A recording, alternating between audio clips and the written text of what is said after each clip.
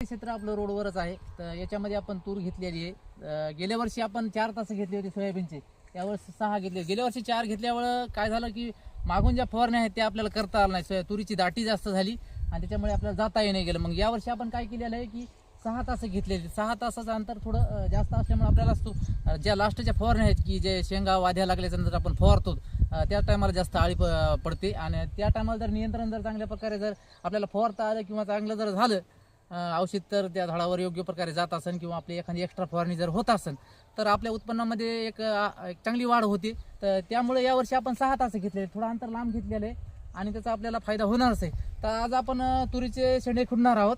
आपण 23 गुंठेच असल्यामुळे मशीन नाही आणली. मशीन मित्रापाशी आहे परंतु आणली नाही. आपण म्हणलं आता इतक्याच याच्यासाठी कुठं आणा. तर काही आज बाकीचे काही कामं राहिलेले नाही. ते सोयाबीनमध्ये आता फवारणी हे झालेले आहेत. आपली 12 तारखेला फवारणी झाली होती की ज्याचा व्हिडिओ तुम्हाला मी टाकला होता. आणि आता आज जवळपास याच्यामधले 10 गुंठे का होईना आज हातानंच खुडण्याचा मी प्रयत्न करणार आहे.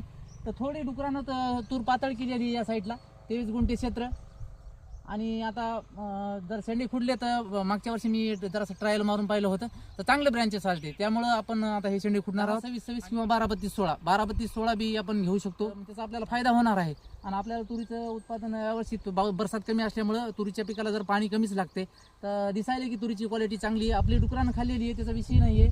परंतु जे तास आहेत याच प्रकारे आपण दाट पेरली होती परंतु डुकरानं खाल्लेली आहे तर त्याच्यामुळे पातळ झालेली आहे. तर आज आपण शेंडे खुडणार आहोत. तर तुमचा जर काही तुरीचा अनुभव असेल तर आपल्याला अवश्य कळवा. धन्यवाद.